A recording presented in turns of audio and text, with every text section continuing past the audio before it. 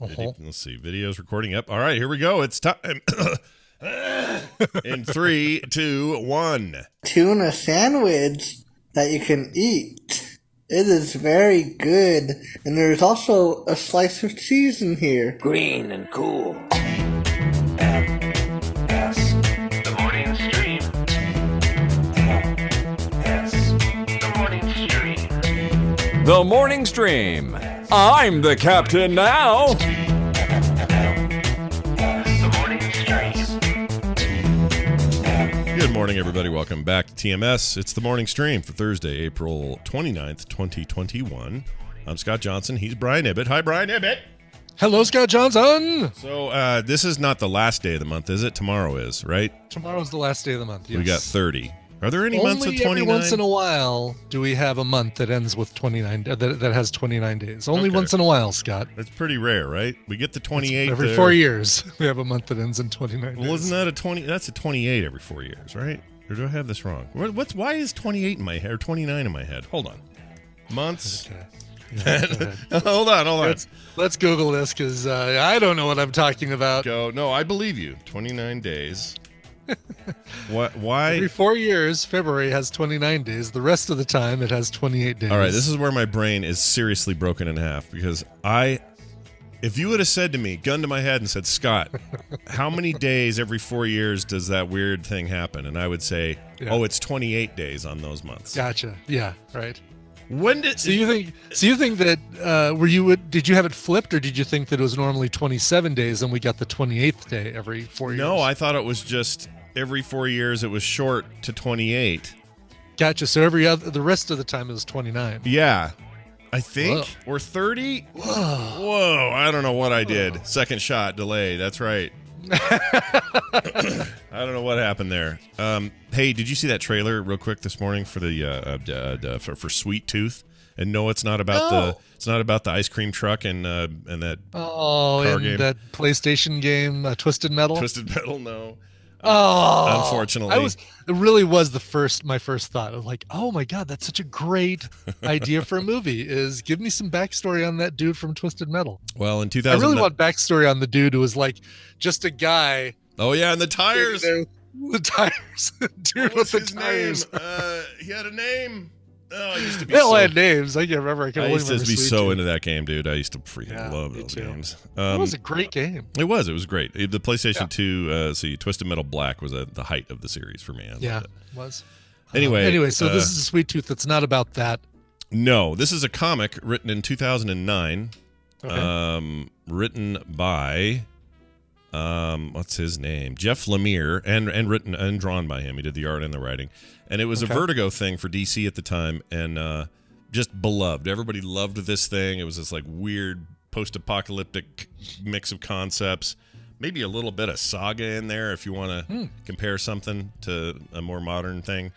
Anyway, I didn't know this was coming. Netflix is doing it, and what weirded me out is that it's Netflix and not HBO Max, given HBO Max's ownership of DC and Vertigo and all things, Warner Brothers. Right. So yeah. I don't know how that deal happened, but it happened, and it looks great. It's a whole series. Will Forte's in it somehow, which is crazy. Oh, really? Yeah. Oh, interesting. All right. Well, I'm in. Yeah. I'm in. I'll check it out. Check out that trailer. I think he's the bad guy. I'm not sure. Actually, yeah, I think he is the guy with the beard. Anyway, watch that trailer after the show, Brian. Will do.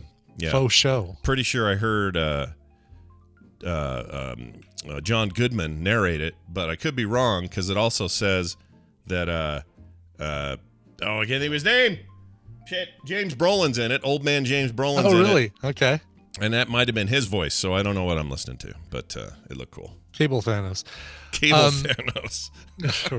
Did you say James or Josh Brolin? James, but it's okay. James, okay. It's totally fine. So, dad of Thanos. Yeah, Dad Thanos. Father Thanos. Dad Thanos. Yeah. Father Thanos. Anyway. Speaking of John Goodman, so I've been reading that autobiography by Kevin Smith called Tough Shit. Oh yeah, how is that? With a thing to make it not sweary, an asterisk instead of the I. It's good, and he's talking about Red State, which was a movie he did in 2011 that I kind of remember the name of, but never saw it. And when I tried to look it up this morning to see if it was streaming anywhere, it is not even rentable anywhere. Oh, really? Did that? Like it is. and Dice Tomato, Red State is fantastic. Quentin Tarantino swears by it, says it's one of the greatest movies. He loves it. I'll just say that. But it was like this Westboro. It was his, according to the book, it was like his response to the Westboro Baptist Church, right? And kidnapped a bunch of kids who, under the premise of sex, lock them in cages, and then the church is under siege by John Goodman and a bunch of other FBI agents. Yeah, I remember when this streamed, and I remember thinking I should see this, and then didn't, and then yeah, because it was on Netflix for quite a while. It was, and then the term Red State took on like a lot hotter meaning in the last 4 years, and I have a feeling maybe that's why you're not seeing it anywhere. Maybe they were just ooh, take it off the shelf, ooh, Red State. I don't know, but I mean, everybody in the chat room is kind of raving about it too, which is. So I might have to. I don't know. How do we find that? Figure out some sort of complex way. A more complex way. I'm looking to see if there's a complex way of watching this. Yeah, I mean it's a perplexing issue when you're trying to find. Yeah. I'm trying to figure out a way to work the word into a no. I'm perplexed. No, you already used that one. I got that one. I might have to look for the latest multiplex because I can't find another complex way to watch this. I think we're all out of plexes. Oh, somebody says we just should use Plex. Oh, okay. Oh, okay. Oh, Primerica, that's a great idea. We'll just use Plex. I'm looking, and nobody that shares a server with me looks like they have it.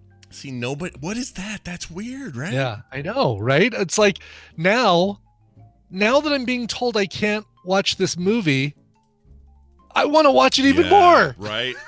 It's like your parents said, you can't see RoboCop, and now you gotta see RoboCop. Right. I know. It's like, drop everything. I want to see this now. Yeah.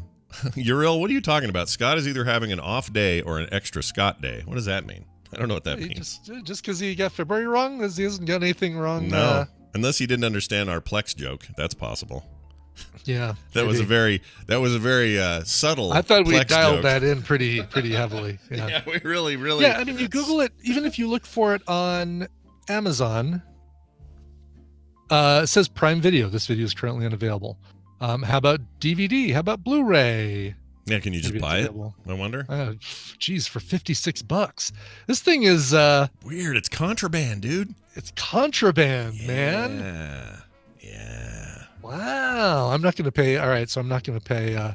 By the way, it even says playback region B/2. This will not play on most Blu-ray players sold in North America, Central America, South America, Japan, North Korea, South Korea, basically anywhere. What does it play on then? I don't know. It's something Kevin Smith has in his basement. That's it. That's right. DVD Blu-ray players manufactured in Tobago, Trinidad and Tobago. Blu-ray players are the only ones that'll play this. Fantastic. I'm going to Tobago. Tobago. Come on. Let's call the whole thing. All right. Well, there you have it. Anyway, I had a dream. So If you find it, you let me know, and then I will. Because now I feel weirdly compelled to make sure to see it. Yeah.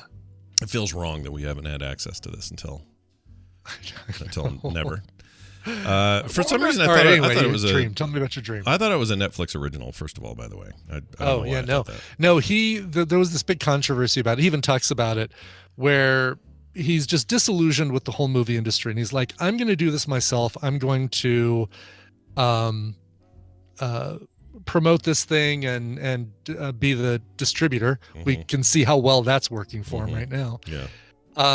So at Sundance, when he premiered the film, he teased, I'm going to pick a distributor right there in the room. And it made everybody think, oh my God, he's going to actually auction his movie off right there at Sundance. Oh my God, this is crazy. Mm. But he was careful about wording, and he says, no, I'm going to pick a distributor right there in the room. And then he's up on stage and he's talking about his, disillusionment with the movie industry, and says, let's see, sell me distribution rights for $20. And his producer right next to him says, okay, here you go. And $20. He says, I'm going to distribute it myself. And apparently people were out of their minds, pissed off at him for doing that. For being misleading. This is an interesting book. I may have to read it. It's really cool. And he's very, it's like watching Clerks. I mean, he writes like he talks. Yeah. I was worried it was going to be just too much of him like talking about podcasting or something, and that annoyed me just thinking about that. But apparently it's not that. This is mostly about his movie stuff and his career and all that. Right? It is, and it's it's like his background. He hasn't gotten into podcasting yet, but I'm sure that's coming. But it's because if he pretends in there that he invented it, I'm going to be ticked. If he's like, we definitely, he definitely doesn't seem like he's the type. The only thing that he's really claimed to inventing, and I wouldn't even really call it inventing, is that he says, I'm one of the few directors who you can reach out to, and at least at the time of writing this book, that you can reach out to on social media, and you'll probably hear something back from me. Oh. Like, try doing that with and Peter Jackson was like this apparently at the beginning too, and he says, yeah, Peter Jackson and we kind of had this thing nailed where we'd respond to our fans and get back to them and stuff in social media. Yeah. But now he's too busy making Oscar-winning movies. Yeah, can't do that anymore. It's no time. Exactly. By the way, quick update: Shudder has Red State. You can play. Is it Shudder. for sure? Because I saw that it didn't come up in Just Watch when I searched for it. I noticed that as well. So that makes me mad at Just Watch because they don't have it listed, and they do normally have Shudder stuff. But there's the link I put in the chat room. Okay, I'm clicking it, and because I think I've got. No, I don't have Shudder anymore. I had it when we were using it for. God, what was it? October, the Halloween sack. It's October. Yeah, because we wanted to watch something. What was that? I don't remember. I ended up doing a free trial a while back for that Nicolas Cage weirdness. For Mandy. Mandy, yeah, which is still, man, that thing still haunts me.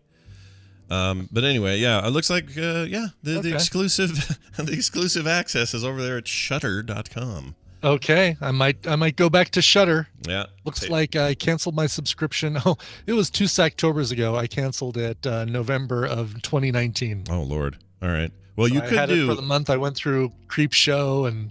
Yeah, I think Creepshow was the reason I did it too. I think that was when I did it. But you could do another trial on a different email. You could get away with that probably if you wanted to. Yeah. Oh, there you go. That's a good idea. Yeah, that's better than the Plex option. Yeah, there's the Plex option. All right. Anyway, good. Right, so here's this. I'll let let me know what you think, and if you give me the thumbs up, I'm all in. I want to see this. Okay. All right. I had a dream last night that I cannot get out of my head. This was so vivid that it's as real as if I was living it, and I don't get it. It's a long, complex dream. I won't get into the details, but there was a big contest. It involved guns, but only the contest part. And for some reason, nobody would die if we used the guns. But me and a whole bunch of friends were involved. Weirdly, none of my real life podcasting friends or real life family or acquaintances, none of them were in this dream. Usually somebody is in this, but nobody's in there. Extras. You had a bunch of extras. All basically. Extras. It wasn't your severed head on a chair, any of that. It was just okay, good. It's just me and all these people I don't know. And it was some big event, and as usual, my dreams lately have a sequence in them where there's a giant long distance to go, and usually it's like a complex building where I've got to find a special place, and I'm running out of time, and there's a deadline, and I don't know where to go, and every door seems to go in 20 different directions, and I don't know what that's about. There's something going on there about me not being able to find my way. It's weird. That's weird. I don't like it. But this had this, and then when I finally got to the thing, I wasn't supposed to be led into the banquet part of this thing with a gun, but I had a gun. It was a semi-automatic, some kind of rifle thing. And what's weird about it, it's so specific. I get into this thing, and a helicopter bursts through the side. I'm way contracting this, making this dream easier to, that could go on forever. But a helicopter busts through the mezzanine part of this big banquet hall, and in there is a terrorist guy going, and he's got his own guns, and he's about to take over the whole place. And I realize, I have a gun. I can stop this. So I pull out the semi-automatic weapon, get down on one knee, aim up, and then I remember in the dream being actually surprised that it wasn't fully automatic. When I held down the trigger, it just went, and I had to do it again to get. And I remember it annoying me, almost like a game of like Call of Duty when I got a new gun and I don't know how to use it. Right. Okay. So I was like, and then I finally got a hang of it and then hit him twice in the chest. He didn't seem to stop him very well. He stumbled out of the helicopter, still kind of on his own volition. Hit him one more time in the chest. He falls down, then struggles and starts aiming the gun for some reason right at a kid. There was a kid there. So he's aiming at this kid, and I went right in his face, and that was it. He was dead. Now, What's weird about this is when it was over, everybody there was like, yeah, you got the guy, you got the terrorist. Woo, well done. And then I had to sit at a table that was full of John McCain people. And by that, I just mean people that both looked like John McCain and really adamantly supported his run for the presidency in 2008.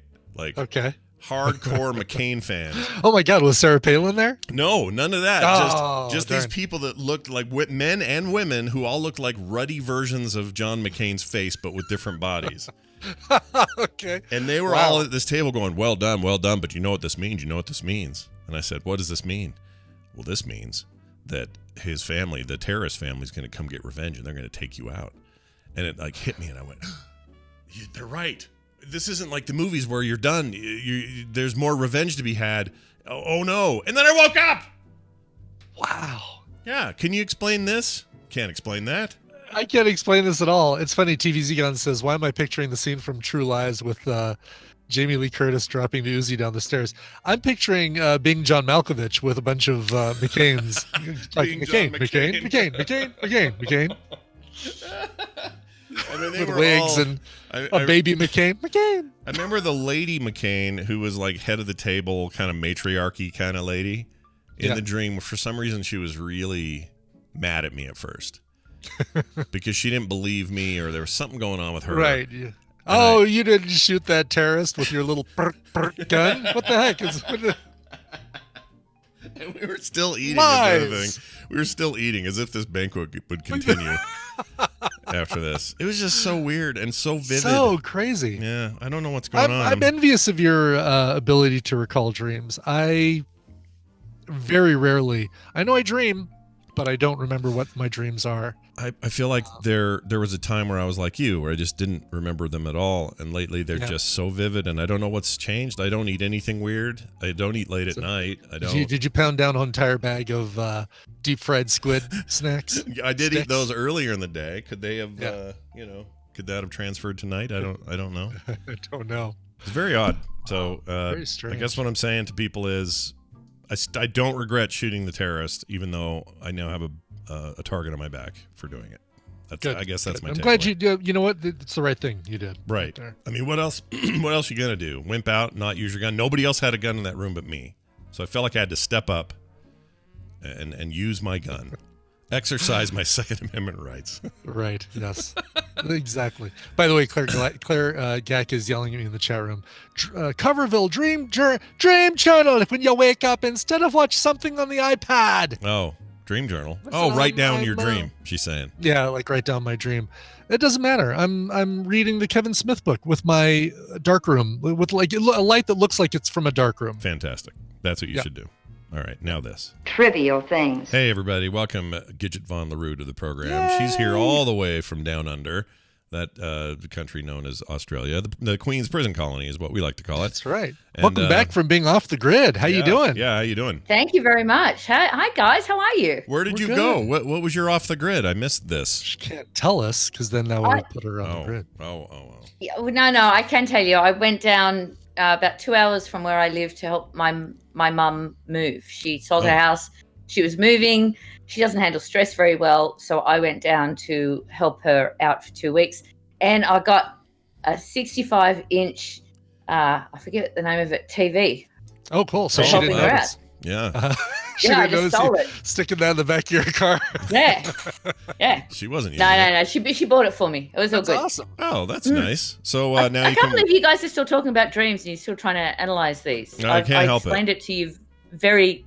I did like Clark Gack said, being John McClane. Mm-hmm. Did you call her Clark Gack or Claire? You keep calling her Clark Gack. Clark Gack. Claire. Claire. It's Claire. There's no Clark. They're called... They know who I'm talking about. I know what you mean. But wait a minute. Hi. When you told me last time something Lucy and I don't from remember. Oklahoma would call her Claire. Yeah, that's I'll right. just say that. Well, I what did her once. Once. But what did you? Oh, okay. Now, Once. last time Hmm. you had nothing to do with her. We're starting to get into the little confession territory. Oh, this is like that Q documentary that I watched. That's right, Yeah. exactly. Hmm. Except nobody's saying, well, all right, I was Q once. Yeah, no one says that. Yeah. I robbed that bank once. Yeah. Yes, Yeah. exactly, Well, yes. hold on. Yeah. What did you tell me last time? What was your thing about my dreams that was supposed to solve it? I don't remember. now. The thing because when we're awake, we're controlling our thoughts, right? Yeah. Sometimes something sneaks up on us, like something that we did stupid, and you're like, oh, I don't want to remember that. So your brain blocks it out. When you're asleep, your brain's just going rampant. It's just, and I'll tell you a little fact that I found out not too long ago. You never dream. You always dream about someone you've seen in your life. You never make up new faces. And sometimes those faces can be combined. You might have seen that person in life once in a shop or on TV, but always the people you dream about, your dreams do not make up new faces when you dream. I could see that. Yeah. They could combine them, but yeah.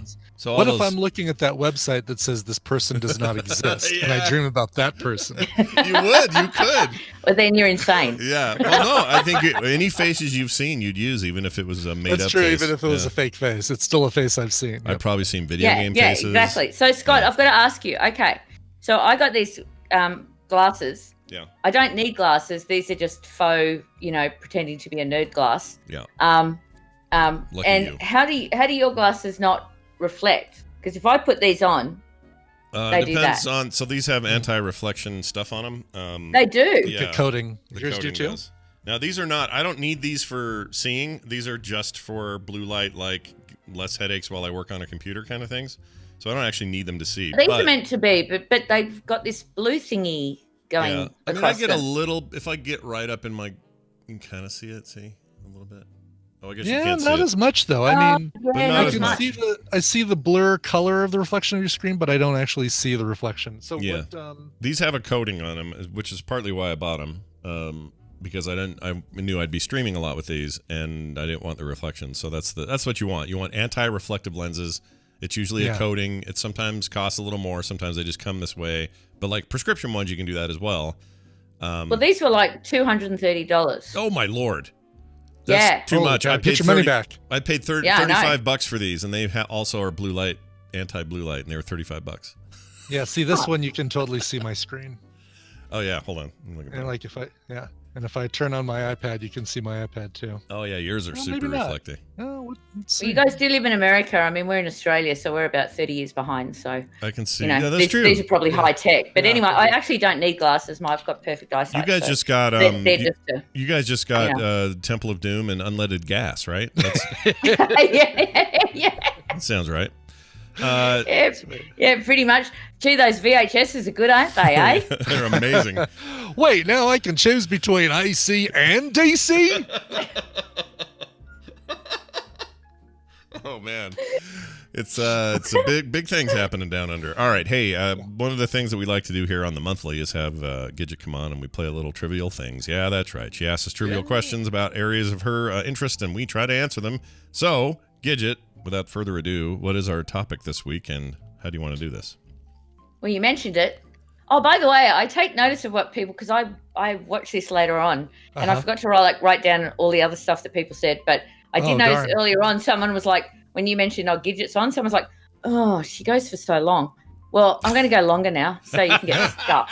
Yeah, quit complaining in there. She'll just go longer, Yeah. you guys. In some Be grateful. circles, lasting longer is a plus. Oh. So true. Hey, let's do some trivia. I like that. Okay. I like that everyone paused and just said "oh" to that. Exactly. Yeah, it was just like awkward. Oh. Yeah.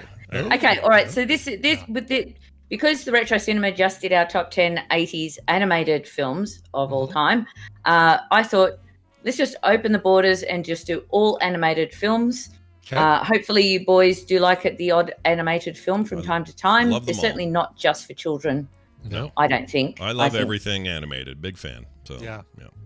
Excellent. All right, so Scott's gonna do well on this one. I'm predicting right now that this is Scott's. Oh, I don't know, dude. more Scott's Ballywick. I'm not feeling. Well, as I think you're confident. both 1-1 for this year. Yeah. So Right? Yeah. Or no? I think Brian's keeping Brian's score? officially Who up by cares? 1. I think. Let's that. I think it's 2. I think it's 2-1 Brian right now. I think. Oh, actually 2-1, right? Because we've had 3 of these. Yes. Yeah. Brian killed it last time. So I think I need to tie it up today. Is what I'm doing. all right. Well, Scotty Poos, you can go first. All right. All right. Hiding the chat room right Hide now. the chat. Goodbye, chat. Sorry, Bye, chat. chat. Bye. Bye, chat. Bye, You chat. can still contribute because I'll read it later. So Yes. don't worry. Yeah. Yeah. I'll watch it later and write down everything you say about me. Go ahead. Yeah. I don't have an ego. No, not at all. It's all good. I'm just little old me. Okay. All right. So, number 1. So, Scott. Yeah. All right. In the movie Up, what job did Carl Fredkinson do before retiring? A, delivery driver. B, pilot. C, hot air balloon pilot. Or D, helium balloon salesman. He was a D helium balloon salesman. That is correct. Thank you very much. Yeah. Glad you got that one. Out of the park. Right. I'm sorry about this, Brian. This one's quite. I always test them Listen. on Colonel Kickhead, and he got this wrong. I would have gotten the last one wrong, so we're really off to the races. Oh, we're fine then. Yeah, We're fine. Yeah, exactly. just completely fudge the whole thing. Don't worry about it. Exactly. Yeah, it's all right. Okay, number 2. What is the name of the young boy in the film Coco? Is it A, Andreas, B, Miguel, C, Paolo, or D, Max? Miguel is the one that's coming to mind. I'm going to say Miguel. You are correct. Nicely Ooh, done. good. All Yeah. right. You are correct. Brian. Boycott Brian. Yeah. You did well. All right. Good job. All right, so Scott, number 3. What type of primate in The Lion King is Rafiki? Is he A, a baboon, B, a spider monkey, C, a vervant monkey, or D, a mandrill? Well, one correction. It's pronounced Rafiki with a K. Get you. It's all right. It's okay. It just shows how much I watched that movie. I watched it on repeat when my kids were little. Let's go with baboon, I believe. You get the weird baboon face. Yeah? Brian? Oh, Oh, nope, shit. He's a mandrill with the colors. Damn it! Ah! Scott, I've watched this movie heaps with my kids, and then completely buggers it up. Well done. Well done. right. Yeah. Brilliant. Brian's Okay, turn. Brian gets that one. All right. Brian, Yes. number 4. In The Little Mermaid, who does Ariel fall in love with? Is it A, Prince Shoes. Ian, Oh. B, Prince Eric, C, Prince Brian, or D, Prince Humperdinck? I know for sure it's not the last two. I think it's Eric. That is correct. Damn it. Brian taking an early lead. Yeah. Scott was What a are little these? bit Feet? boisterous early on Shoes? there. What? Yeah, I screwed up. Remember that Yeah. Futurama episode where it's the lost city of Atlanta, and and Fry gets on with a mermaid and says, "Why couldn't she be a fish on the top and a lady on the bottom?" That's one of my favorite things ever. Oh my gosh. Anyway, all right. Sorry. Go ahead. Question for Scott. Oh, you make me think of the dog episode now. I know. My daughter cries every time you even mention it. Yeah. All you have to do is go, That's "Hey, Carter, remember the outgoing. dog from Futurama?" And she'll come hit me in the arm and cry. Nice. Yeah. Anyway. Oh, she's gonna love my octopus teacher. I know, dude. I'm so excited. Oh, that's so good, that documentary. That's great. Yeah, we're going to watch it this That is weekend. great. I'm excited. Not that I watched the Oscars, but I know that it won. So, Yeah. well done. Well done. Okay. Number 5 is Scotty. Mm-hmm. Yep. All right. Scott? Yep. In the film Ratatouille, what dish is being made that introduces Remy the Rat to Alfredo Linguini? Is it A, pasta, B, soup, C, casserole, or D, ratatouille? Soup. He was making soup, and he puts Yes. better stuff in there. Ding. Dingy, dingy, ding, ding. Well done. Good job. Good job. I like when I know people find it weird. I like when the boys get the questions right. No, that's right. I'm happy. Okay, I'm that's happy good. for them. All right. Yep. Thank you. Okay, Brian. Number Yeah. 6. What is the name of the sleek new robot Wally falls for in the film Wally? Okay. Is it A, Easy. Ava, B, Mia, C, Eve, or D, Tina? It's now I'm second guessing myself. It's either Eve or Eva, and I think it's just Eve. That is correct. Yeah.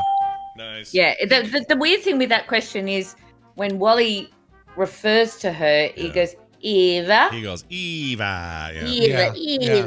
Yeah. So it sounds a bit like Ava. So yeah, Yeah. I was being a bit of a smart Well ass there. done. Clever. Of Thank you. to, word it like Thank that. you. Yeah. Yeah. I am not just big hair. I'm more than that. You're more than big hair. You're so much And more a than fluffy that. cardigan. Look. Oh, look at Yeah, that. look Oh, at it's that. Cozy. Wow. Yeah, I got a green fluff because we were doing animated. So I thought, well, what? I might as well look like Kermit. Look like Elmo. Very Sure. good. Yeah, Elmo. That's it. Yeah. Didn't that guy Like a turn out to light- be a pedo or something? No, there Elmo? was. It's a long story. I don't even know how it ended up. I think there was something weird going No, on I there. think, yeah, no. Sorry. Yeah, that's. It's a weird story. I love that documentary, but then things got weird. All right, anyway, go ahead. Things got weird. Yeah, world was weird. Okay. All right, Scott. Number 7. In the 1937 film Snow White, I think you were born around then, weren't you? No. I can't be a smartass. We're all about the same age. Okay. Yeah. In the 1937 film Snow White finds the cottage of 7 dwarves. Now, this is a little bit of a different question. Okay. So you're really going to have to think about this one. Right. The 7 dwarves were grumpy, happy, sleepy, bashful, sneezy, and dopey. What is the name of the 7th dwarf? Doc. Yes. Got it. Nailed it. Damn. Yeah. Well I saw done. that with Quick, too. Tom Merritt like a year ago for one of Oh, our current really? gig things. Yeah. And so it was slightly fresh on the mind. But I will go on the record to say early Disney features, that being the first, not my favorite thing in the world. I kind of hate them. I Oh, don't- really? Yeah, I'm not a big Really? fan. The animation style, or what is it about them? It's the style of animation, and it's more of a thing of its time. So I don't want to give it too much heat, but it just really always rubbed me wrong. The singing portions are always just so. It's just so shitty. It's just shitty. I love that. I am completely the opposite to you, Scott. I am addicted to like the 30s and 40s. I am addicted to anything that I love. I would rather watch Snow White or Cinderella or Sleeping Beauty than probably the 80s and 90s Disney movies. To be honest with you, see, I'd flip it. I just love the fact that they were made back then and they were so advanced and it was so amazing. But I love history. Yeah, so. all of that I have huge respect for. Nothing wrong with any of that. There's just an aesthetic to it that is very. It's just too saccharine and careful and. You know, Disney always rewrites I like things to that. be that way. I know. And a lot of people do, and I'm not bashing them, but for me, it just never, Yeah, yeah. it never fit. I like when they got experimental. Yeah, you're like, bashing them. like people hate Fox and the Hound. I love it. People don't like Atlantis. I love it. I like when they get weird and experimental, and I don't know. It's just a thing with me. Nothing wrong with Do you that at like? Do you all. like The Secret of Nim? I love the. Oh, Oh, my yeah. gosh, I love the Secret of Nim. Dude, Yeah. you gotta understand. Secret of Nim and I, we go way back. Like, Yeah. and any time that what's But his that name? was our childhood. That was our. See, the thing is, all that earlier stuff was way before all 3 of us. I got shown it very young by my mum, but all those, like, we just did our top 10 80s animated films, and you know, the Feeble movie Yeah. as well. You know, we were so familiar. We grew up with them because we were young people. So it's a bit like the Star Wars thing as well. What you grow up with in your generation, you're going to be more fond of than maybe things that happened before or after it. That's true, but That's there's my something theory. about Don Bluth though, who rebelled against the Disney system and made things like Secret of Nim, made things like American Tail, like went his own way, and then of course, you know, Dragon's Lair, and the dude went to freaking BYU and lived in Utah and was born here. Like, I got all these connections to that guy, and nothing he made was bad. It was the first cartoon I ever saw where a rat said "damn." It was great. It was great. He walked out of the thing after what's her name got caught, Mrs. Bigsby, whatever her name was. She got caught by the Bigsby, cat, yeah. Bigsby, and he goes, "Damn it," or "damn," and then he goes, and I went, "A cartoon said damn." Look at that. Yeah. My mom was can, like, oh my goodness, I can't believe the cartoon said damn. I'm like, Mom, get on the train. This is the future. Anyway, What about the Ralph Don Bakshi Bluth stuff? You anytime gotta I want remember here. that's true. Ralph Bakshi. Oh, I You know, love Ralph Bakshi. Fire and Ice and the Lord of the Rings and Heavy Metal. Brian, is that as on well, right now? where they used rotoscoping as well, and that I saw that really early on, and that blew me away. You know, like that was like what Bakshi's cartoons for crazy. adults that I'm watching as a kid. That's weird. Look at Brian. What Brian's holding up? Brian is holding up a beautiful, Oh my God, Dragon's scale Lair. rendition of Dragon's Lair, Don Bluth's finest work. I can finally play this without wasting $18 in the arcade.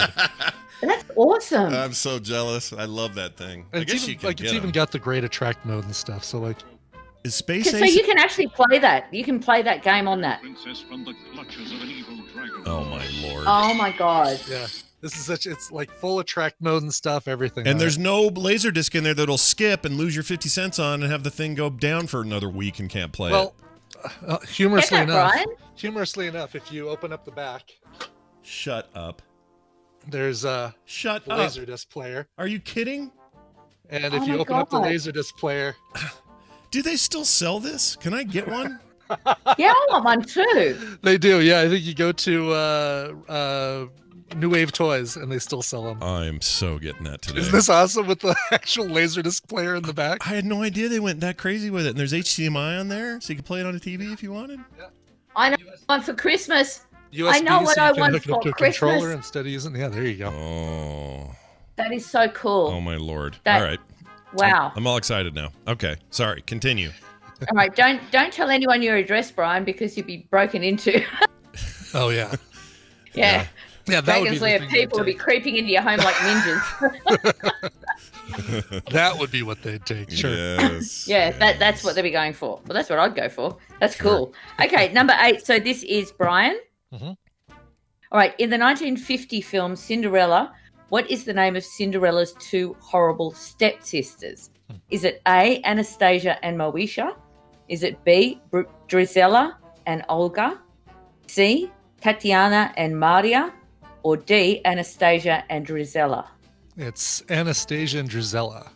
It is indeed. Jeez. Drizella was the Sure one I did. knew for sure, and then you paired it with one that I knew for sure it Yeah, wasn't. another Don Bluth joint, by the way.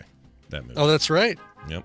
Those little mice. Not my favorite. I'm kind of Bibbidi again bobbidi like boo. the weirder they got, whether it was Disney or him or anybody else, the more I liked it. I like Titan AE a lot, and a lot of people hate that movie, but I liked it. It was good. No, it's you know, everyone's got their. For me, my favorite actually Cinderella version is the one with Drew Barrymore.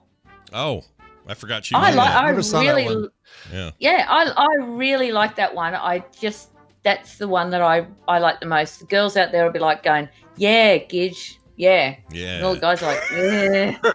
Solidarity. It's got no aliens in it. I mean, like, look at the like in the chat just now. TV's Travis says Titan AE was good. Right below him, JC Calhoun. Titan AE was boring. Like, you can't. Everyone's gonna have a different thing. That's just the rules. How are you reading the chat room if you're not looking at the chat Here, room look right anymore? now. Oh, because we're not talking about. No, Tinder that's right true. now. Yeah. That's true. All right, there you go. I'll Now they're, allow- now I'll they're allow hitting you again that. for our next question. Okay, go. JC Titan AE was. I liked it. I liked Titan AE. That was a Fox I don't know movie. if I've ever actually. seen Titan AE. That was also need Bluth, to- though, directed by Bluth. Yeah. It's very cool. Need to I add love that it. I've got some Atlantis. exclusive poster or somewhere in the shed from that movie because I was working at Fox at the time and Oh, Fox cool. released it. So I've got some special promotion thing from that. So I'll send it to you, Scott. Okay, There you go. please. Yep. All right. Yep. Very Whose- welcome. whose turn All is right, it? Brian. Mine. It's my turn. Scott. Yeah. Scott. Okay, number 9. What was Forkey's first goal in Toy Story 4? A, to go back in the bin. B, to rescue one of the aliens from the arcade machine. C, to find Bo Peep. Or D, to become a real boy. What was the name of the character again? Forkey. Forkey. He was a spork. Oh, Fork. Oh, I didn't see this movie yet. I What? haven't seen 4. No. I've got to say, it's actually become like, because I love antique stores, so this appealed to me a lot. I love all the Toy Story movies, I really do. I think they're all perfect. But if someone said, right, choose a Toy Story movie, it'd be number 4. Yeah, a lot of people Well, there you go. really love. A lot of people hate Well, that there is 4, but I like that there's 4. And the I love all of them. I think they're Canadian. wonderful. What's the Canadian motorcycle? Keanu Reeves is in it. His character, his G- his Evil Knievel, Evel Knievel. toy thing. Yeah, but it's not. Yeah, It's not actual Evel Knievel, right? I couldn't get the rights or something, or I don't know what the deal was. I still haven't seen it, so this is going to be a guess. They've gone rogue. Give me the names again, or give me the choices again. I'm just going to have to guess on this one. What were they again? Okay. So you haven't seen Toy Story 4. Forkey, Sporky. Yeah. He's a spork. Yeah. Fork and spoon. A, to go back in the bin.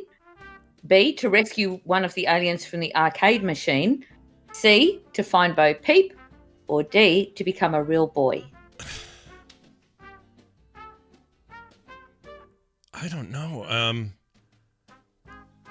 I really don't know. I'll say get back into the thing, the chest or whatever you called it. The bin. The bin. Back into the bin. You're right. Oh, is that it? That's I totally it. Yeah. guessed. He comes from trash. He wants to go back to trash. That's fake. All right. Yeah. That's all he wants to do. I have no idea. I need to see it, so thanks for the reminder. And also, I will take my lucky guess. All right. Can I say, I made up most of these questions, but that one I got from the internet, right? There was a animated movie quiz, and that question was in it, and their answer was to find Bo Peep. Mhm. And I'm like, Oh, that's really? not right. Doesn't No, sound I mean right at all. they So did I eventually rewatched do it. that, but Yeah. Yeah, so don't trust quizzes online. That's why I do my own quizzes, because they get them Good. wrong. Yeah, exactly. All right, Brian, number 10, in Toy Story 2, Okay. what character does Joan Cusack voice? Is it A, Bo Peep, B, Mrs. Potato Head, C, Jessie, or D, Tour Guide Barbie? It's too easy. It's Jesse. It is Jessie. Kelsey Grammer is the prospector dude, and Yeah. Michael Keaton was Ken. Yep. Don't forget, Right. the Mrs. Potato Head is played by George Costanza's mother. yes, yeah, Estelle Harris. Estelle Harris, yeah. I Yeah. love her. Yep, and Bo Peep was played by Annie Potts, and Tour Guide Barbie was played by Jodie Benson. Yep. It was a hell of a movie, too. Yeah. It was great. Love to. So it's so fun. They're all fun. It's got Newman in They were- it. Newman's there's two Seinfeld actors. You That's got right. Newman as the bad guy. Oh, that's right. Al's toy Yeah. barn guy. Seinfeld connection. Yeah. All right. Newman. Easy one. Hello, Jerry. Hello, Newman. Okay. All right. Scott, 11. Which two Disney princesses sacrificed themselves for the safety of their father? Is it A, Mulan and Ariel, B, Pocahontas and Belle, C, Belle and Cinderella, or D, Mulan and Belle? For their father? Hmm? Mulan and Belle, I think, would be the answer. Let me think for a Correct. second. Is that right? Okay. Phew. Whew. Yeah. Yeah, because Mulan goes to war for her Oh, dad that in was- his stead, oh. and then for Belle, I can't remember her whole deal with her dad, but I yeah. thought she was. I wouldn't have said Belle. Mulan for sure. Well, in Beauty and the Beast, the Beast captures her father. So she then goes to the castle and says, look, hey, God, I thought she my was an dad's orphan in old. that. He'll Huh. probably die in prison. You can take me. Oh, and right. the father goes, yeah, all right, bye, honey. She And takes he his buggers place. off, and she takes his place. That's right. Yeah, That's still And very he's a romantic. spindly little dude, like a little shaky little old man kind of character Yeah. in it, right? Okay. I remember now. Yeah. It's been a while. Yep. Well I done. just remember her going through Okay, town going, Brian. I hate my Yes. town. It's so freaking stupid here. I wish I didn't I'm just going to live read a here." book. La la la la la. All right, Why is sorry. that candelabra talking? Da, da, da, da, da. Kill it with fire. Oh my God. Inanimate objects shouldn't be singing. Hit them with a baseball bat. That'd be my Disney movie. Now we're delving into Nightmare Before Christmas A territory. little bit. Yeah. Oh my God, the clock's talking. Kill it. Yeah, kill it. It's not only talking, but it sounds like Winchester from MASH. It is him. Kill him. David Ogden Steers. Yeah. Anyway. All right, Brian's turn. Your turn, Brian, I think. Or is it my Yes. turn? Nope. It is. No, Scott, you got that last one right. So it's Brian, number 12. Which animated movie features the song A Whole New World? Is it A, Mulan, B, The Lion King, C, Aladdin, or D, The Little Mermaid? Scoop of chocolate, scoop of vanilla. Don't waste my time. It's Aladdin. Don't you dare close your eyes. Man, you may as well just handed Brian a gift and said, "Here, unwrap this." I know. It's like there are like several that you've gotten that there's no way I would have gotten. Had you even missed them, I wouldn't have gotten the right answer. So I'm glad that. So we picked the right order, huh? You did pick the right order. Yeah, very Good good. Lord. Yeah. Good Lord. All right, back to me. Okay, back to you. All right, Scott, 13. Which animated flick is Mother Gothel, Gothel, from? Is it A, Brave, B, Tangled, C, Shrek, or D, Beauty and the Beast? What the frick? Sorry. Give me what was the name again? Mother Gothel. Gothel? Gothel. Gothel. Oh, well, the only one I think is one that I don't know. At least it's between Shrek and shit. Do I even know the mother in that one? I'll say Tangled. I don't know. Tangled. You're right. No, what? Total guess. Total guess. Yeah. I think I know Played by Donna Murphy. There's there even a Yep. mother in Shrek? There's no mother in Shrek. Not till the second one when they get married, right? Yeah.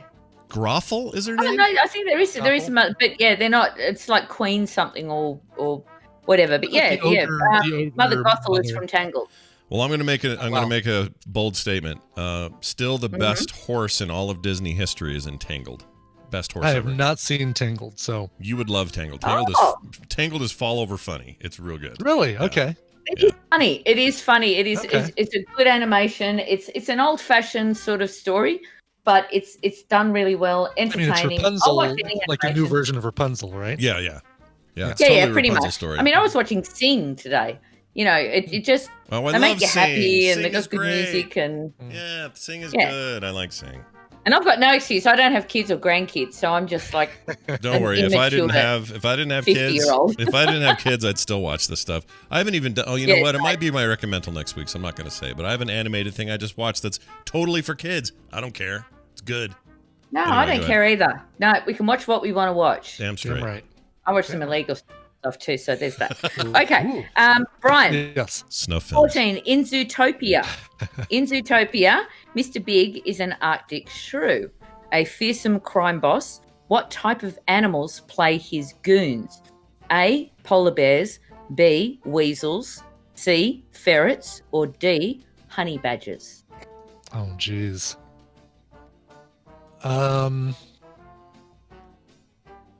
Lemonade I'm 3000, thinking- yes, I am 50. I'm thinking either weasels or ferrets. I'm gonna say, let's say weasels. Scott? That Can I hear the question one more time? Okay, in Zootopia, Mr. Big is an Arctic shrew, a fearsome crime boss. What type of animals play his goons?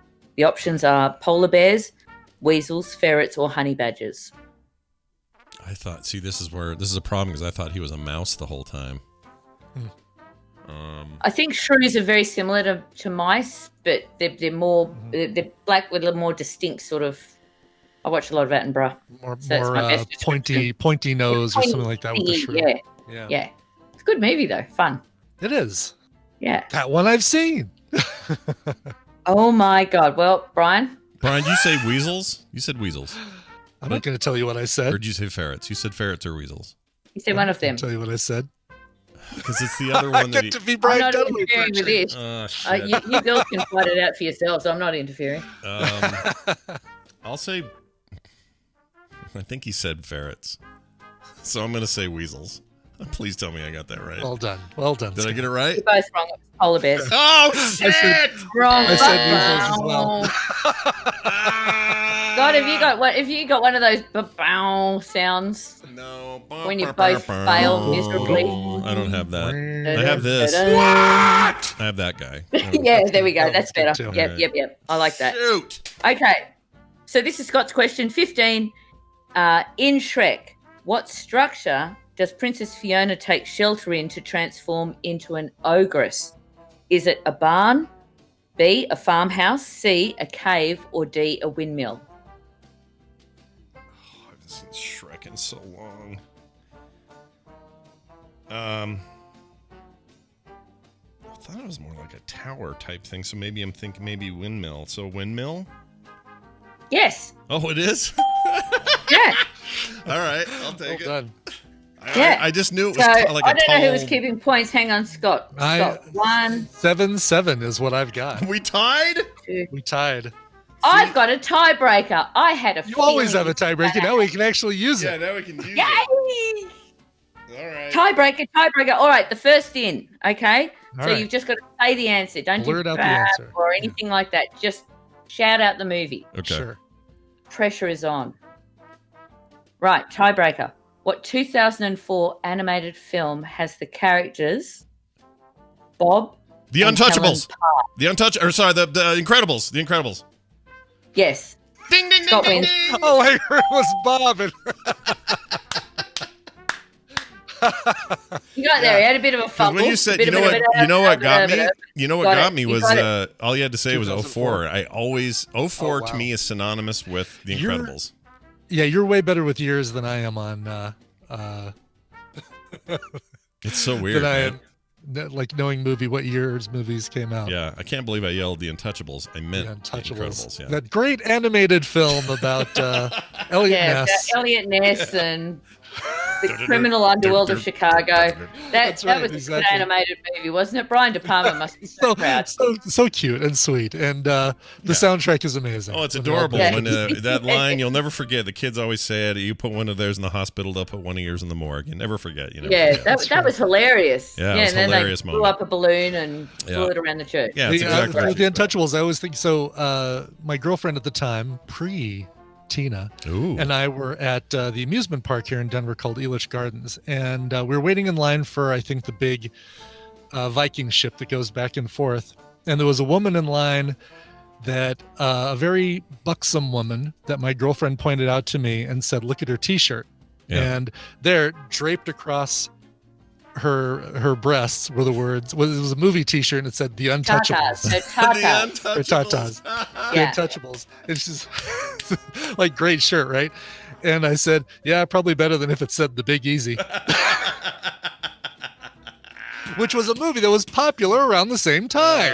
Or Lord of It the Rings, was. The Two Towers. That would have been good too. But yeah. Oh, that would have been good too. Yes, it was way earlier than The Two Towers. Yeah. The There you go. There's a competition for your listeners. Is send in. You should have some prize or something. What is the best T-shirt with a movie title for a Right, girl with that she could have been wearing. Yeah, exactly.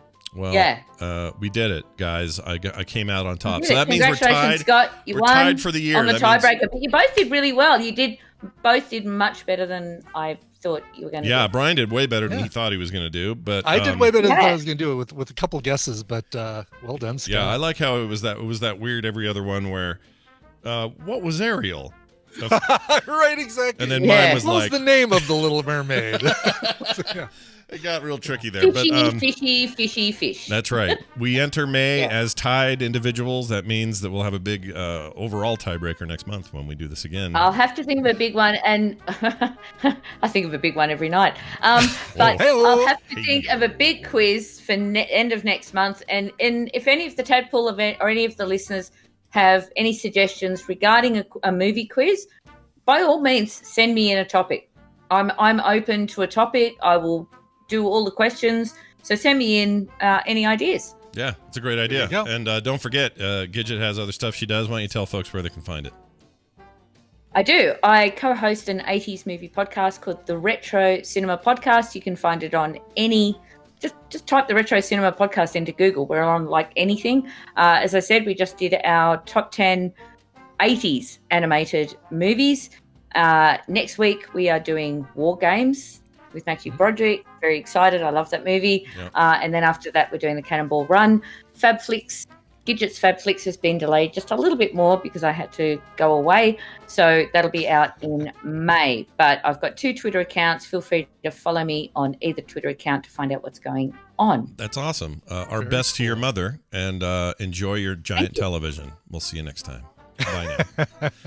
All right. I wonder if they still have if they have to do like PAL. Remember the PAL format? I wonder if they have to do that Oh yeah. Yeah. NTSC/PAL or something like that. there. I mean, Yeah. that- Or that ours just is those are two ours is different- NTSC. Theirs was That's Pal, right. but We I had think our Pal's yeah, gone this is now, Pal. right? Isn't it just Yeah. everyone does the same I don't thing? know. I don't know if it is. I don't know how that works. Anyway, hey, speaking of pals, let's Yes. have our pal Yes. Brian here play a song for a break, because after that, we've got my sister Wendy and a thing to cover. So stick around. We'll do that in a second. Before that, though, this song. Correct. And just a heads up, there will be no Coverville today because this segment went long. So it's pushed everything. Yeah. It's pushed everything down. No, actually, just because of the big freelance project that has to go out today, there won't be a Coverville. I might try and get on and stream something like a little short thing, but I haven't had any time to prep a show, let alone record a show. So no Coverville today, but there will be, I guess, the connection tomorrow at 2:30 Mountain Time at twitch.tv/Coverville. Nice. All right, let's get to this. This is an Atlanta-based band called Mattiel, Mattiel. It's named after the singer-songwriter, the vocalist Mattiel Brown, and he's joined by Jonah Swilly. They've got 2 brand new tracks that they just released. This is one of them. It is called Those Words. Get ready for some cool jangle pop. Here is Mattiel. I don't smoke. I don't drink. I don't gamble. I don't fool around with sports cars. I'm a family man. But don't worry, I'm human. There it goes. I'm on Sara Lee fresh frozen banana cake. That's a nice dream. I dreamt about my cat.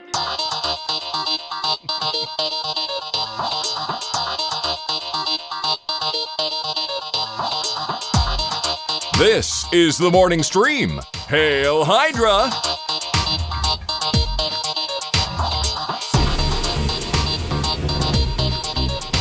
All right, we're back, everybody. Welcome back to the show. Brian, that song again. That song again is called Those Words by Mattiel, Mattiel. It's like Mattel with an I in the middle. Oh! There's no I in Mattel. No! There's only we. There's no we in there either. That's right. There's no we in Mattel either. All right, welcome back to the show, everybody. We are back right in time to do this. Everyone knows it's windy. That's right. My sister Wendy joins us all the way from the beautiful state of not Massachusetts, Minnesota is what I meant to say. Hey, Wendy, how are you? Hello. Welcome. Hey, Ken. Yeah, we can hear you now. There we go. Ooh, Oh, you can't hear me? a little choppy. What? I hear you kind of now. What? Are you there now? Are you good?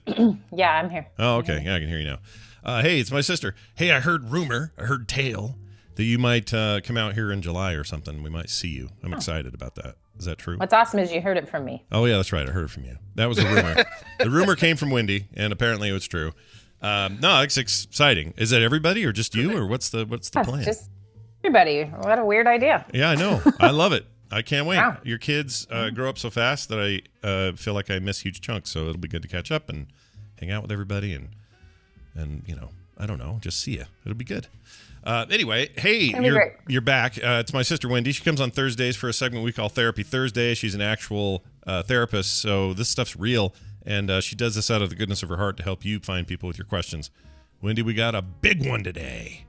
We do. Well, it's not that big, but it's big enough. Oh, crap. I forgot to paste it in here. Hold on a second. It'll only take me a second to pull it out. Yeah, I don't know what this one. I don't know what it is. I know. Brian can't even read it. Oh, no. Here you go, Brian. I'll put it in there so you can read it. Say it's complicated. It is Oh my complicated. God!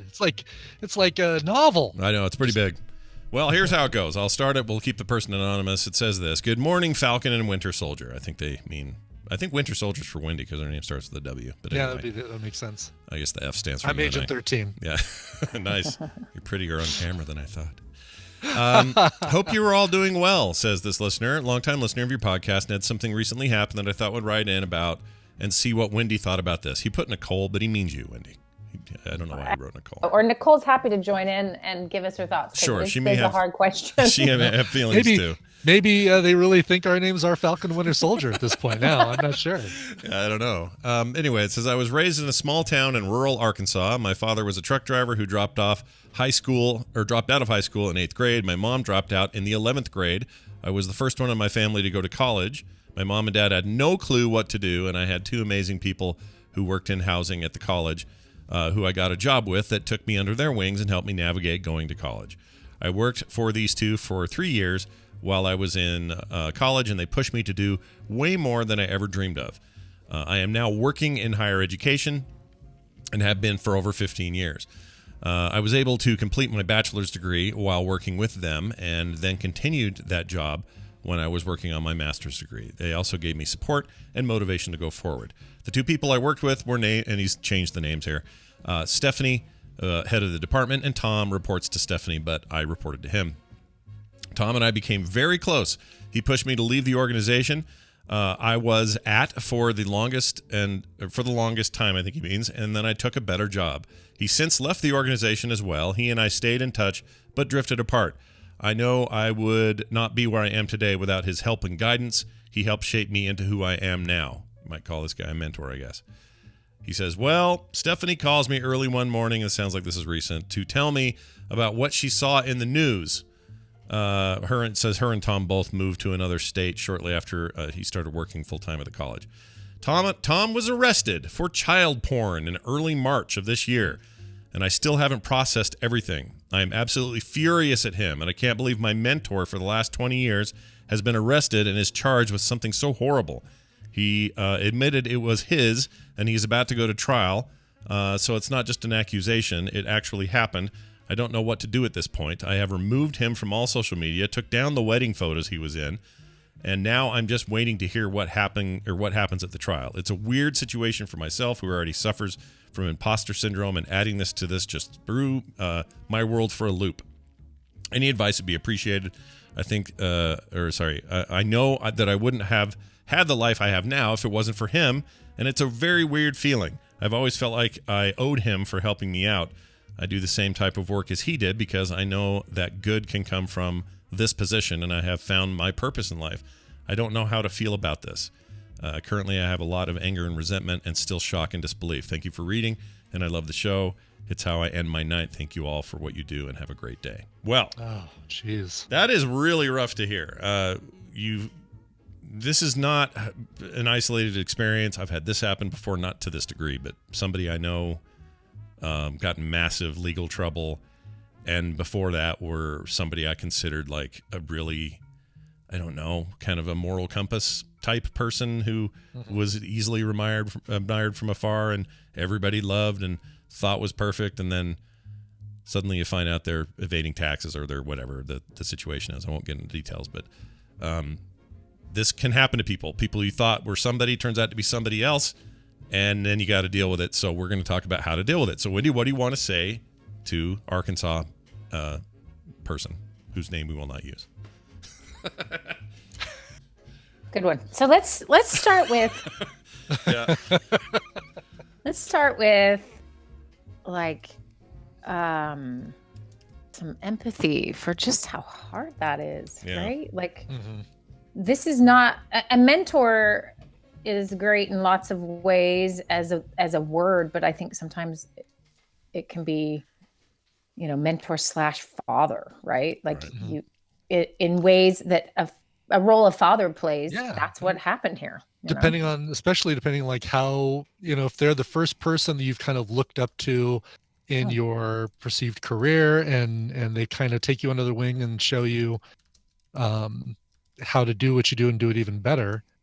God, I mean, I think of the person who is my mentor, and this would completely gut me if this kind of stuff were to come out about this person. Jeez. So he should be gutted. Like his response is completely normal and difficult, and it's really hard. And there's a form of this, people like Scott, your example maybe is a little less severe, and then all the way down to like you just thought someone was someone and then they're not, like, oh, I thought you were really a nice guy, but it really turns out you're a jerk to waiters, right? Like there's a very minimal version of this too, where you see what you think and it's held steady for 20 years, and then suddenly it's different. So I want to break this down because so let's start with empathy. This is really difficult. Second thing, there's grief and mourning and loss and pain and anger and all the things that come with this that are important to feel and go through. I'm going to assume if this was just in March and he, is writing this, that he's still in shock, right? And he said that as much, right? But that he hasn't had a chance to really process much of it. So I'm jumping to like, you've been talking to me for a while, and then I can give you some ways to deal with this. But that initial, like, saying it out loud and realizing it's true, and those stages of grief, maybe he hasn't gone through yet. So I want to give a caveat that maybe there's work to be done before what I'm about to say is going to be helpful at all. Yeah. Anyway, so we get to this idea, and this is maybe for everybody else, and he can save this and listen to it later when he's ready. Because there really is this, it's hard to jump to sort of certain clarity when we're still really in pain, right? So like if you hurt yourself pretty significantly and someone's like, all right, it's time to learn multiplication tables, you are not going to be able to do it, right? So when we are in active pain, our brain works in particular ways, and they're survival ways. They are not, let me be, curious and open and ask questions. That's not the stage you're in when you are in pain. So honor the pain. It will pass as you grieve appropriately. And then push pause and then come back to this when you're ready. But this is sort of the curious analysis part. So humans are complicated, right? They all have different sides to them. There's many different parts of us that play different roles in different places. I mean, we could look at an entire industry, child pornography industry. There are people you and I are walking around with all the time that are participating in that world, whether it's viewing it, making it, selling it, something, right? And they don't have a smell to them. They don't have a hat on that shows us that's what's happening. And so we all just go around pretending things are normal. And then people have secret sides to their life. And some people have darker sides to their life. And then others have, they just do silly hobbies that nobody knows about or whatever, right? Like, we're all complicated. So I want to start with everyone thinking about themselves. Mm-hmm. Who are you in one setting, and then who are you in a different setting? And it may not be a huge jump, but it's something, right? Yeah. And that's typically because this is a survival response in a group dynamic to survive socially and sort of physically survival. We're built to read the room in theory, kind of get what we're supposed to behave like, and then act that way to fit in. And so we've all picked that up no matter where we were raised, what we do. There is stuff that's appropriate in some places that we all then just comply, and then sometimes we don't. Which is why I'm always weirded out by the not wearing a mask when everyone else is. Like, you can do that? Like, I don't get it. But that's part of your jam, right? Like, you have other complicated things that, nobody is straightforward and simple. So now thinking about yourself, and you don't have to confess anything, please don't. But can you see that where you are, you have some things, you're not going to go tell your mom everything you think or whatever? Well, I mean, yeah, there's times where, I don't know, like I get, maybe even more so in the pandemic, but there are times where I just get so grumpy that it doesn't matter what anyone around me will say. I'm just like a real piss pot about it. So it's not like I'm up to no good or whatever. It's just I'm so pissy that I think it would shock some people. Like, they would just see me and they'd feel like my wife, like, oh my gosh, freaking, he's just having one of his nights, kind of thing. Mm-hmm. So I mean, that's a mild, lame example, but we plopped you on, the stage and had you present in that mood. Oh, it'd be horrendous. Like, everybody would go, this isn't what I'm used to. And it's not like, this isn't me saying, oh, that's how I am all the time off the air. That's not what I mean. But, we all have our moments of whatever. Probably the better example for me is, I don't want to use names or anything, but, we had a somewhat recent, last couple of years, problem that happened with somebody I was working with here on the network, and had to immediately sever ties, and, somebody who I'd, cared about, respected for a really long time. And then they did something kind of terrible, and I, had to deal with it and deal with the ramifications of that. I still haven't really fully gotten over it. So I guess in a way I kind of feel like this dude does. We're not talking child porn levels of awful, I guess. Again, like you said, it's a scale, but it's high enough on the scale that it really set me back and made me concerned, and and I think about it a lot. Just kind of, I don't think I've properly dealt with it, I guess is what I'm saying. Yeah, and most of us don't when sort of these things happen.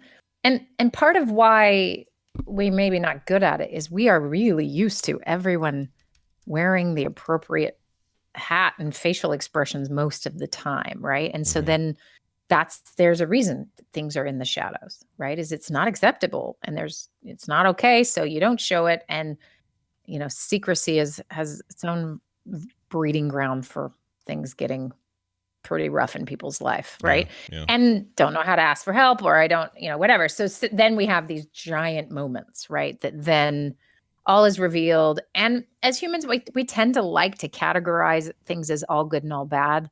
Not everybody does that, like knee-jerk wise, but all of us do like a tidy category so we can know how to feel about it.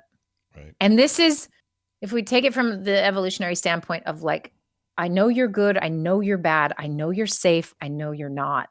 And so it sounds like what's happened with this guy is suddenly this person who was all good, right? Was all good in his life, has a very dark side to him, a part of him. He is not nothing but a child pornography, he is a complicated person with many different sides, but that side was hidden and is part of creating much harm in our society, and clearly for children. Like, there's a reason you have those strong feelings. And I'm not going to take the time necessarily today to go all into the victim's side of this, but know that I completely acknowledge that. And that's the reason. But trying to understand this guy a little bit there is lots of different parts of him. You only knew one.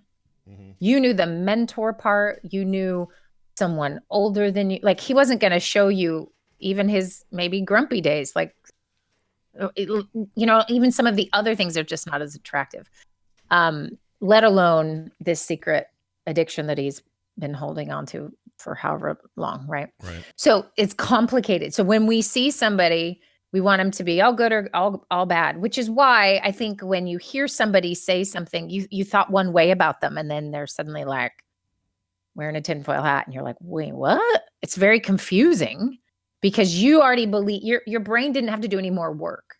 Your brain our brain's very efficient. It likes to shortcut everything, so it doesn't have to spend so much energy, right? So it's not surprised at most things because it's seen them already, right? So it's aware of new things that come into the picture. But it does this with relationships. We like our person to be one thing because our brain stops having to work and figure them out.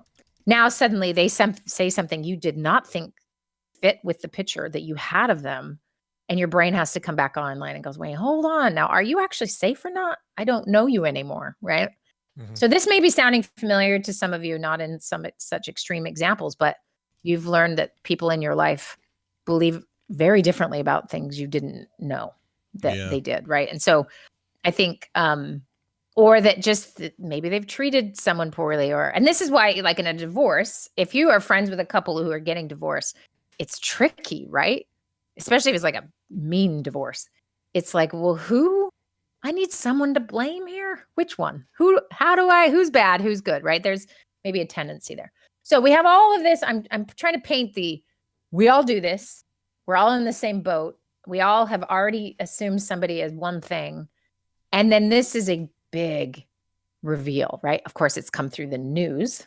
Yeah, it's coming through Stephanie, who's the other mentor, right? Like there's the shock, you have no idea. This was such an important person in your life. So similar, if this was about your own father, right? It's probably to that degree, right? Yeah, feels like to him. Yeah, for sure. I mean, given how important he was in his life, and that feels like as close as you're going to get to like an actual blood parent as anybody would. Yeah. Someone in the chat, Dice Tomatoes, said this thing, and I think it's important to bring up. He says, "Yeah, for this person in the letter, it sounds like they may be falling down the quote "who is really who they are" rabbit hole. Like if this person is bad, who else is bad that I didn't notice or know about? Is that that's a real problem? Makes you trust your own, your radar. Question your own judgment. Yeah. 100%. So that's where this sort of our self-referential problem really shows up, that here is a man who is complicated and has made some serious mistakes and is also a great mentor. How do I have those two things at the same time in my head? Yeah. Like that is complicated and difficult. And I don't think many of us can ever get there. Right. And it's okay if he never gets there. But it's still true that, Scott, you're a nice guy, but you're also grumpy. How is that possible? Well, it's because me when I go to bed and me when I wake up, we're two different people, right? And so people know this. They have their own experience, but we tend to think other people aren't that way, right? And we also have the sort of the rabbit hole this guy's, the person in the chat's talking about is it's like knocks your feet out from under you. If you have trusted someone so deeply, so long, then it's impossible for us to not question our ability to trust. Yeah. And it also strikes me that it's like, we do this collectively sometimes as a society when somebody like Kevin Spacey is revealed to be a total creep D-bag. And you're like, oh, man, I loved his movies. I watched everything. He's an amazing actor. Really admired his work. Thought he was a nice guy. And then to find out that he wasn't. And there's that feeling. But then take that and times it by 1 billion when it's somebody like directly in your life. Know. Yeah. Like if you're, I don't know, Kevin Spacey's best friend and you didn't know this is different than if you're just a fan of Kevin Spacey's. It's just like a world of, orders of magnitude different if you know who they are or if they're that directly involved in your life. And you go back to this sort of safety thing. It really feels unsafe. So like the comment that you then would look around at your life and go, what else have I missed? If I missed that. And I'm going to tell you, everybody is missing everybody who is looking at child pornography, or there wouldn't be an entire industry, right? Yeah. So we're all making the we're having this same exact experience, but it's not until it is revealed and it rocks a neighborhood or a family or, friendships that it's suddenly, in the spotlight and you have to actually deal with it. Right. But that's the nature of sort of underground things that are, sort of the darker side of humanity. Right. So it's challenging and we all can relate to this, and we can all think of the person in our life right now. Who is the person, if this is what you found out about them and they have played a significant role in your life, like you can empathize, like this would rip your life apart. Totally. It'd be so hard. That's why I'm saying grieve, and here's what I know you're going to be tempted to do, emailer. I know it. You're going to be tempted to just think you're dealing with it and you're not. Yeah. And that's because this is not something you completely deal with on your own. Now, maybe he didn't mention much about his family or support system other than this, right? But, having somebody that this topic is 100% okay to talk to them about. So maybe it needs to be a therapist because not a lot of people can handle it. Where you can go through the feelings and the range of emotion. And you'll survive if you don't.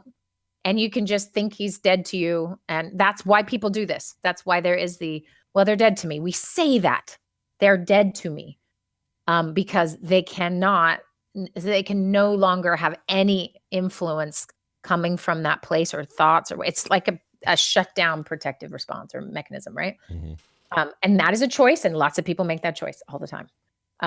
But of course, this is me and I have a hammer. So you have a nail. Here we go. Mm-hmm. Which is, to really take the time to let yourself grieve and get through that process.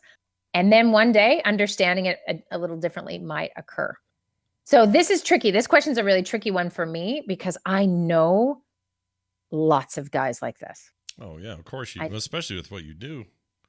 Yeah. And I don't know as many right now because this isn't my main population I work with, but I did all my training with sex offenders and I've talked to them, spent hours with them. I know how complicated their story is and their pain. Mm-hmm. And I know a part of them is disgusting and I want to punch them in the face. Yeah. And I also know a part of them are some of the sweetest, best people I've ever met. And how is that possible?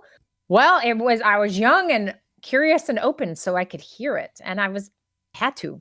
I was getting graded, Your job, right? yeah. Like I was in a position that most of us will never be in. And there's plenty of therapists that can understand this as well, is that if there'd be no one left to help, right? If we all kept it in black and white.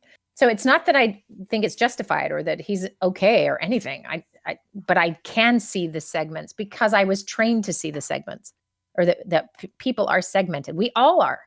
And it's obviously really hard.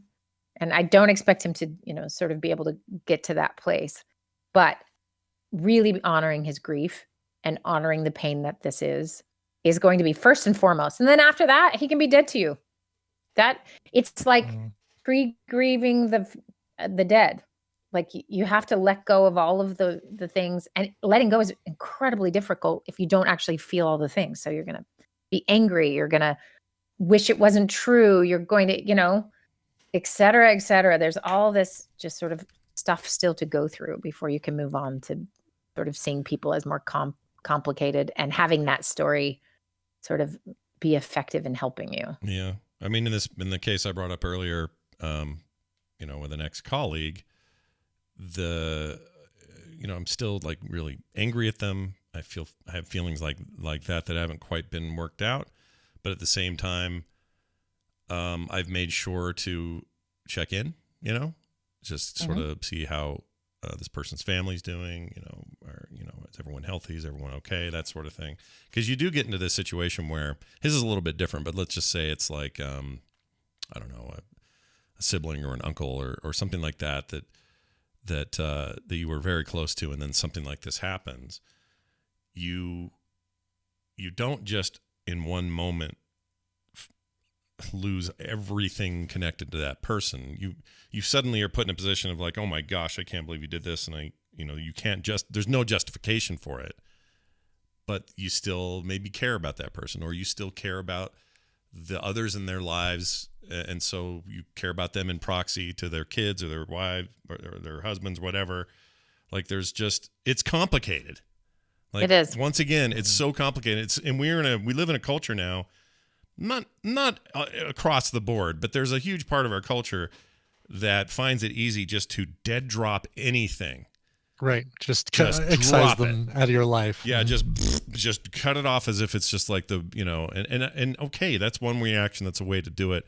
But that really quick, because the internet is what humans do in this sense, right? Mm-hmm. Like this is a natural response in an individual life to move away the complicated, uncomfortable feelings that come from a complicated thing. And so we're just doing it in mass. And then we have each other to sort of hold virtue signal to and hold accountable for. You will hate them as much as I will hate them. You will banish them, or you are not an ally to this or that cause or whatever, right? Like that response comes because we all individually struggle with this. And then those who can be compassionate or sort of in the middle there probably get eaten alive or don't show up, right? Mm-hmm. Because it's just not safe. So it really it is a reflection of how our brain wants this to be. We want Kevin Spacey now to be all bad because he messed with us. Mm-hmm. He was all good first. Yeah. How do you do that to somebody? Well, it's like this way to punish and this way to feel, I guess it's to feel more steady in yourself, right? If he could just be all bad, that steadies me. Mm-hmm. Yeah, I got fooled by his movies or whatever. We think an actor. Yeah, someone we don't know anyway. Yeah. Yeah, exactly. Like somehow we think we know an actor. That's a whole other problem, right? That's a whole other subject about people. But it's an extension of us that we do in our personal lives. And, it doesn't just show up here is my point, I guess. Yeah. This is an interesting conversation, and I'm glad we got to have it. I hope this helps at least somewhat to our rural Arkansas native, and let us know how things pan out for you. I do think it's important that they listen to what you're saying about the complexness of this. It doesn't mean he needs to go and do Tuesdays at Maury's at this guy's jail cell and read stories to him or something. It's not what I mean, but there's just maybe more to the black and white tidy categories that you mentioned that we tend to like to shove everybody into, And some of that can just be finding his own peace in it. I don't know. Yeah. These And things are let me complicated. say one thing very directed to him that is not this more general sort of idea, is that I would make an assumption with, the way he wrote about his parents, that it doesn't mean he doesn't love them or, that they're good people, but that there have been things he has done on his own in his life that really sort of put him in a fragile position with anybody. Mm-hmm. Right? This would be different. Scott had good, loving parents who could help you with the things or, whatever. And then imagine you don't have that. Yeah. And then someone does this to you. And I'm not saying, I don't know if they weren't loving and good parents, but more this idea of like, you're more on a ledge when you're trusting this way. So your vulnerability is greater than someone else's vulnerability might be. And so to be really gentle with yourself as you navigate this, because there are parts of him that were supposed to protect him from something like this, right, that were built into his system to keep him safe, and they didn't hold. Right. And so it's incredibly difficult. And so to be really kind with yourself as you're figuring this out. You're not a bad guy because you can't see this as complicated. I'm sure he can see it as complicated. Right. And that's not what we're saying at all. It's that there's like a space to move through here first before you get to any other peaceful resolution of anything. But yeah, be nice to yourself, I guess. Be good to yourself. All right. Well, let us know how it goes. And if you've got a similar question or thought or feeling, send your feedback to themorningstream@gmail.com or any question you'd like to ask for a future Therapy Thursday. Wendy, realsteps.org is a thing. Yes. Oh my gosh. This is when I'm finally ready. Oh, you're ready. Oh, all right. Big day, everybody. We're ready. Big day. Okay. The website is actually working. Yay. It is. It's exciting. So I already have a bunch of people signed up, so I'm excited. We are starting on Monday. So we need a deadline is to sign up by Sunday night.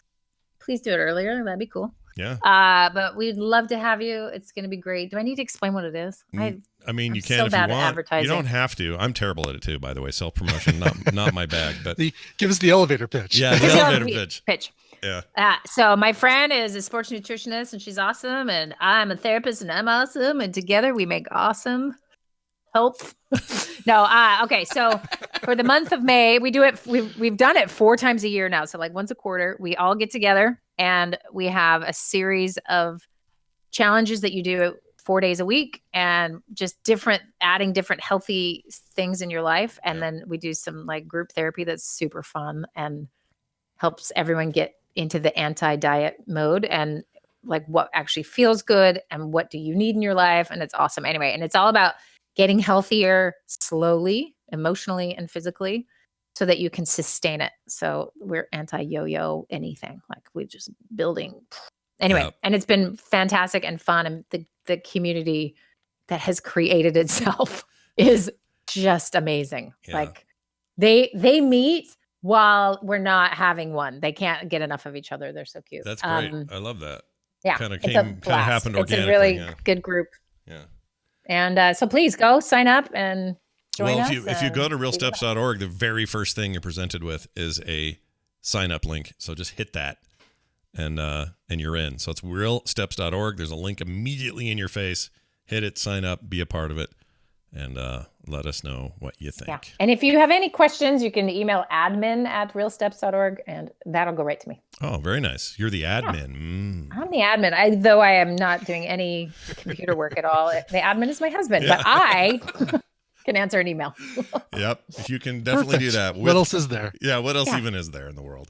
All right. Honest. Wendy, fantastic stuff as always. Can't wait to see you guys in July. Until then, we'll be back next week with more Therapy Thursday. Bye. Have a great week. Bye now. Bye-bye. All right. Well, Brian, is a got heavy there. Yeah, it's a heavy one today. Heavy, very heavy. That's right. As you mentioned, no cover wheel today, but there will be there'll be a core tonight at 5 p.m. Yeah, 5 p.m. Core with me and John and Bo, and boy, how did we have stuff to talk about. I did a tweet yesterday, and I really mean it. There are a few things. In fact, I'll ask you this. Is there a thing in real life that you don't really care to do? It's not really interesting to you at all, but in video game form, you love it. Could you name anything like that? And I don't mean illegal things like stealing cars or shooting people. Like about 12 of the things in Grand Theft Auto. Right. Like, Color Guy says fishing. That's a good one. Yeah. You know. Yeah, I hate fishing in WoW as much as I hate fishing in real life. I kind of do too. I don't like fishing. I know. Video I'm trying games. to think. Like,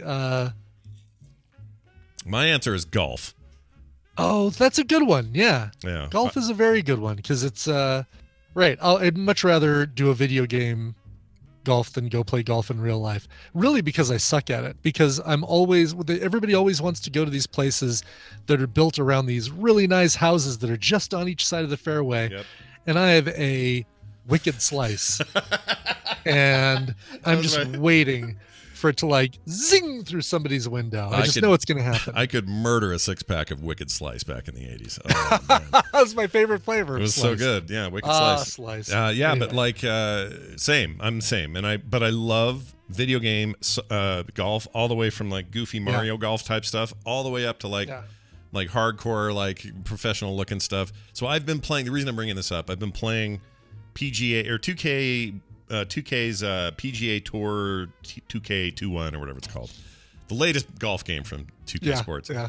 And it's great. It's freaking great. So I'm playing that, and I'm going to talk about it tonight on Core. So everyone who thought all I could do is sci-fi and fantasy, boy, do I have news for you. It's sports games tonight on Core. So check it out. There you go. Frogpants.com/Core. Sorry, I've been drinking this Zevia while we're talking today. Yeah, that's all right. It was just going to happen. Okay, that's it. We got all sorts of stuff happening this weekend. No PM tomorrow because on Saturday, right after Film Sack, we're going to be doing a 2-hour play date, and that'll be at what time do we set? Right after Film Sack, so 11 Mountain. 11 Mountain? We should be done right around then, I would assume. Yeah, I think so. We're usually safe if we say, because Film Sack is rarely 2 hours long. No. And I've watched the Film Sack movie. I don't think we're going to be talking about that thing for 2 hours. I'm so excited to watch Space Truckers based on your It's great. review. It is like it's perfect garbage for Film Sack. I'm excited. So there's that. And then a Film Sack this weekend. We're doing, like you said. 11 Mountain. Miravina. 11 Mountain. Okay. Yeah. So that'd be 10. Moravina, where are you? Because you're only an hour behind us, so it'd be 10 your time. So 10 your time. Yeah. Yep. So that'll be fun. We're not sure what we're playing yet. We'll figure it out. Probably Jackbox stuff, because I keep hearing from people the reason they don't like Among Us as much is because if they're not playing, there's no way to play as an audience, whereas with Jackbox, that's true. Whereas at least with, that's true. Yeah, so it's something to keep in mind. But valid. Yeah, pretty valid. There's a TWBD also on Saturday. I got a busy day Saturday, so watch for that at its normal time, 2 o'clock in the afternoon. Scott, pick something to eat out of your box of Japanese food. Oh my gosh, I forgot we're doing this. I like to eat. Okay. I'm gonna pick Ozak. They look like a bag of Ozak. They look like a. This looks like a teriyaki. What do they call that? Teppanyaki on a stick. Yeah. It's like it's what do you call that? Other kind of places like Arabic food Kebab? is kebab. There you go. They're like kebab. All right, let's open this up and smell. Okay. Ooh. Whiff of this. They kind of smell the same as those steak ones. Yeah, I can't get it open. There we go. Oh yeah. Yeah, it kind of does smell.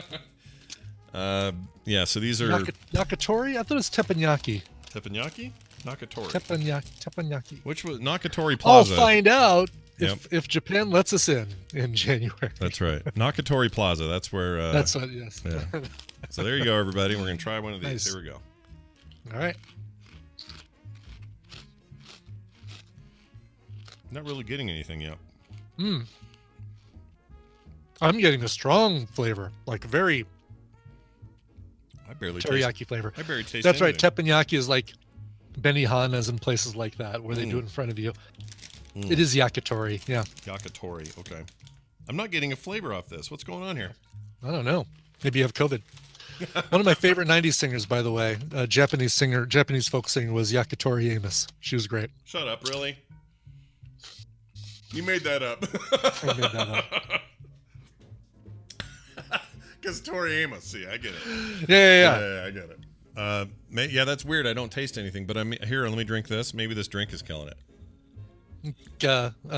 The Zevia. The Japanese Beverly Hills 90210 has an actress named Yakitori Spelling. Oh, I get all the Tories. I see. All the Tories, yeah. yes. Yakitori Balechi on, what was that called? Mythbusters. Hey, look.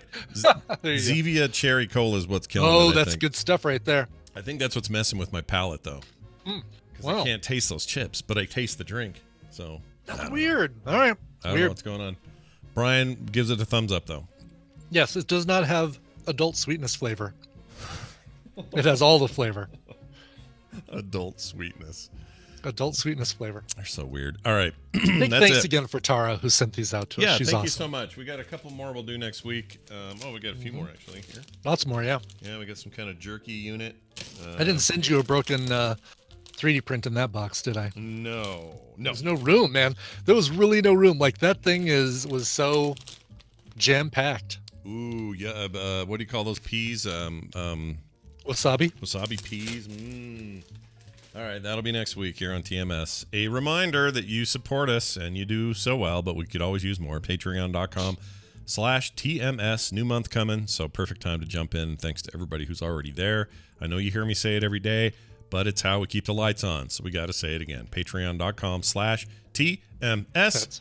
For everything else, frogpants.com/TMS. Okay, Brian, let's go. Song. We need a song. My favorite actress on the Japanese Golden Girls was Wasabi Arthur. Wasabi Arthur. All right, so Felicia Walters wrote in. Mm-hmm. Walters or Waters? Looks like Waters, actually. Okay.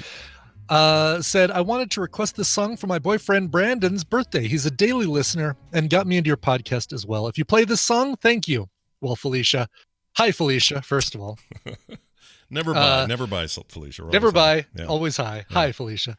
Yeah. This is awesome. This is a cover of Nirvana's Heart-Shaped Box, performed by Amber Mark, and it's got such a funk style to it. It is so good.